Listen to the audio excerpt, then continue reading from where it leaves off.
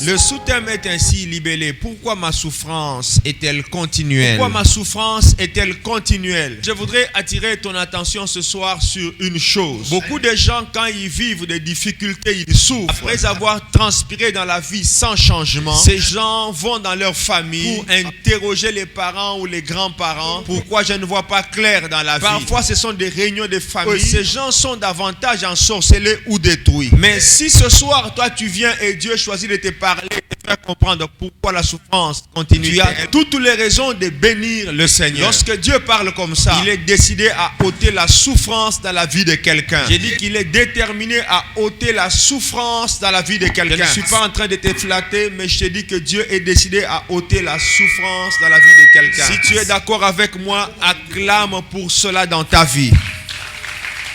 Acclame pour cela dans ta vie. À la gloire de Jésus. À la gloire de Jésus. À la gloire de Jésus.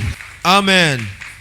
Nous allons lire Juge chapitre 6. Juge chapitre 6 verset 13. Lisez aussi de 24 à 28. Lisez enfin Juge 9 verset 5. Alléluia. Alléluia. Que Dieu bénisse encore quelqu'un. Amen. Pourquoi ma souffrance est-elle continuelle? Qu'est-ce que la Bible nous renseigne? L'ange était parti visiter Gédéon. Nous sommes pendant une période de crise. Une période où le peuple est maltraité par les adversaires. Les Madianites étaient maîtres du peuple de Dieu. Au point où les enfants d'Israël, pour avoir la vie sauve, allaient se cacher dans les ravins. C'était un très grand malheur pour les enfants d'Israël. Je voulais parler de Gédéon était un homme un peu courageux. Au-delà du fait qu'il faisait un effort pour garder la petite provision qu'ils avaient, Gédéon réfléchissait. Alléluia. Il se demandait, mais ce qui nous arrive, c'est quoi? Pourquoi nous sommes en train de souffrir? Il s'est posé cette question pendant longtemps, sans réponse. Lorsque l'ange de Dieu lui apparaît, l'ange l'appelle vaillant héros. Gédéon semble ne même pas être d'accord avec l'ange. Gédéon lui dit vraiment, si Dieu est avec nous, pourquoi toutes ces choses nous sont-elles arrivées? Où sont les miracles que nos pères nous racontent? Est-ce qu'on se comprend? Pendant cette période-là, il n'y avait pas de miracles. Il y avait les belles histoires, mais sans impact. Leur parler de la parole de Dieu, de ce que Dieu avait fait, sans impact. Est-ce qu'on est ensemble? Comme beaucoup de gens aussi écoutent ce que dit la Bible, je me permets de dire, écoute même la parole de Dieu, mais sans impact dans leur vie. Personne ne doit accepter cet état des choses. La parole de Dieu doit avoir de l'impact dans votre vie. La parole de Dieu doit avoir de l'impact dans votre famille. La parole de Dieu doit avoir de l'impact dans votre maison. Si cette parole n'a pas d'impact, c'est qu'il y a un problème. Alors vous avez la responsabilité de vous poser la question. Pourquoi je vis pareille chose? Est-ce qu'on est ensemble? Qui peut balancer les mains avec moi? Qui peut balancer les mains avec moi? Là, que Dieu te bénisse.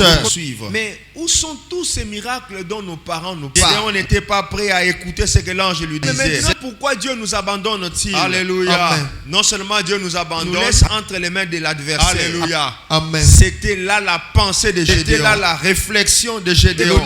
Je saute tout ce qui suit à cause du temps. Je voudrais que nous lisions le verset 24. Je vais commencer même par le verset 23. La Bible nous dit ceci. Après cet entretien entre l'ange et Gédéon, Gédéon commence à avoir peur. Il s'est dit, comme j'ai vu l'ange, je vais mourir. Comme j'ai vu l'ange, je serai détruit. Alléluia. Comme j'ai vu l'ange, ma vie s'arrête aujourd'hui. Dieu lui parle. Dieu lui dit, sois en paix. Est-ce que tu peux dire avec moi, sois en paix. Sois en paix. Dieu ajoute, ne crains pas, tu ne mourras pas. Tu peux regarder ton voisin et lui dire, tu ne mourras pas. Encore, tu ne mourras pas. Écoute, bien-aimé. Dieu ne nous a jamais appelés. Dieu ne s'est jamais révélé à nous pour nous détruire. Tu n'as pas rencontré Dieu pour être détruit. Alléluia. Tu n'as pas rencontré Dieu pour que ta vie soit troublée. Tu as rencontré Dieu pour que tu commences une nouvelle vie. Non, tu as rencontré Dieu pour que tu commences une nouvelle vie. Gédéon était dans une société. Les gens étaient dans la peur. En fait, ils craignaient parce qu'à tout moment la mort était possible. Quand les adversaires venaient, les adversaires causaient la mort. Les adversaires détruisaient ce qu'ils avaient. C'était là la vie d'avant la rencontre avec l'ange. Mais lorsque Gédéon rencontre l'ange, il parle avec l'ange de l'Éternel qui portait le nom de Dieu, déclare la Bible. À un moment, les sentiments de la défaite viennent en lui. Gédéon voit qu'après ça c'est la mort. Gédéon est pris de crainte. L'ange lui dit,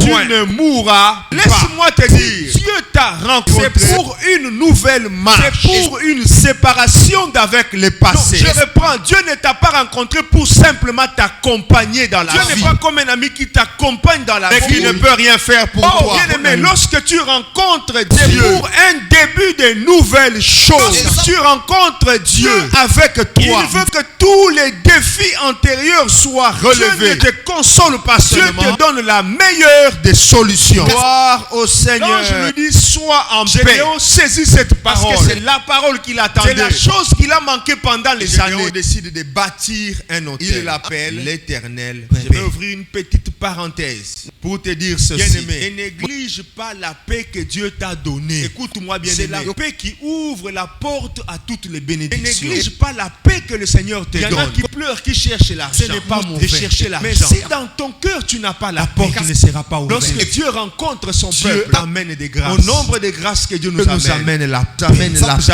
Dieu nous amène la paix.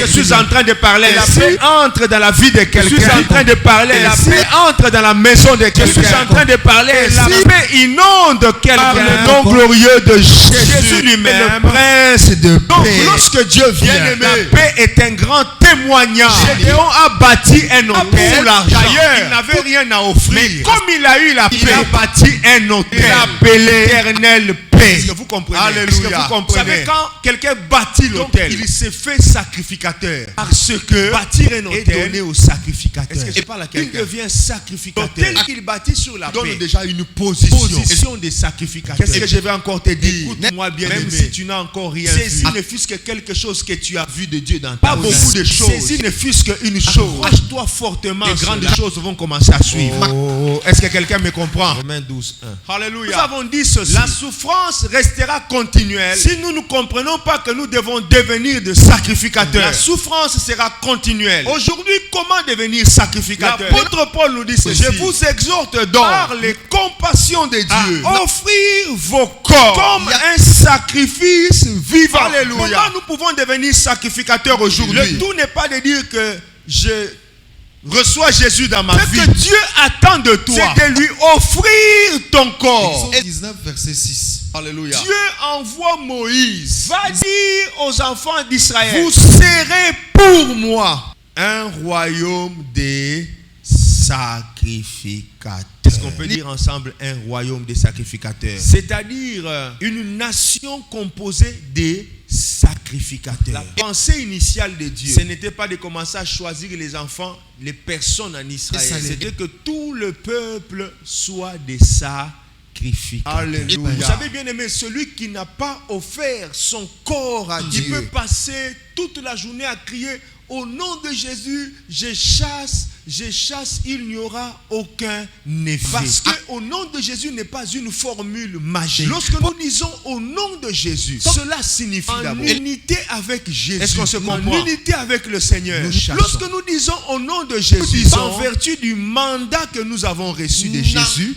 est-ce qu'on se comprend bien? Le nom de Jésus n'est pas pour ceux qui ne sont pas en unité avec lui, ceux qui ne lui ont pas offert leur vie, ils ne verront absolument rien. La volonté de Dieu, c'est que chacun offre son corps à Dieu, offre son corps à Jésus-Christ, que son corps devienne un instrument de Christ. Ce n'est que dans cette mesure que la souffrance peut s'arrêter. Vous pouvez devenir capable, comme Gédéon, de détruire les autels et d'amener un vent nouveau dans la famille. Le vent nouveau ne vient pas parce qu'on a crié. Non, le vent nouveau ne commence pas parce qu'on s'agit. Dieu est dans sa parole. Dieu est dans ses principes. Aujourd'hui, lorsque nous disons délivrance, les gens aiment le mot délivrance. Les gens n'aiment pas changer pour être délivrés facilement. Quand on ne veut pas changer, la parole de Dieu, les lettres mortes dans notre vie, Gédéon était devenu sacrificateur. Alors le Seigneur lui a dit, maintenant renverse l'autel des Baals qui appartient à ton père dans la maison. Gédéon l'a fait. Rien ne pouvait le nuire parce qu'il avait pris la position qu'il lui fallait. Mais j'aimerais te dire qu'un autel n'est plus fort que la parole de Dieu. Qu'un autel n'est plus fort que la parole de Dieu. La parole de Dieu peut tout pour toi. La parole de Dieu peut tout dans ta vie. Elle est capable de tout changer. Tout dépend seulement de la manière dont tu la saisis. Est-ce qu'on se comprend très bien? Après que Gédéon ait bâti un premier autel, il a eu le pouvoir de renverser l'autel de son père. Toi-même, tu ne deviens pas sacrificateur pour bâtir un autel en ta vie. Tu ne peux rien faire contre les adversaires. Offre ton corps comme un sacrifice. Tu deviens sacrificateur. Tu deviens capable d'accomplir les choses qui dépassent l'entendement. De la même manière que Dieu a parlé au sujet d'Israël, pour moi un royaume des sacrificateurs, le Seigneur l'a aussi dit même dans la nouvelle alliance pour nous d'aujourd'hui. Lire à la maison dans Apocalypse 1 verset 6. Dieu l'a aussi dit pour que tu comprennes. Tu ne viens pas être seulement un curieux. Dieu attend te voir devenir sacrificateur. Si tu deviens sacrificateur dans ta vie, tu peux aussi le devenir pour ta famille. Alléluia. Tu peux aussi le devenir dans ta famille. Il y a beaucoup de de gens dont les familles sont détruites parce qu'ils n'ont jamais compris qu'ils doivent se consacrer, que le salut de leur famille est derrière. Mais si tu le comprends, tu peux sauver toute ta famille. Le message a été clair, bien-aimé. La souffrance continue quand on ne comprend pas qu'on doit être sacrificateur pour sa vie, que nous devons offrir notre propre corps. Bien-aimé, c'est le moment. Mais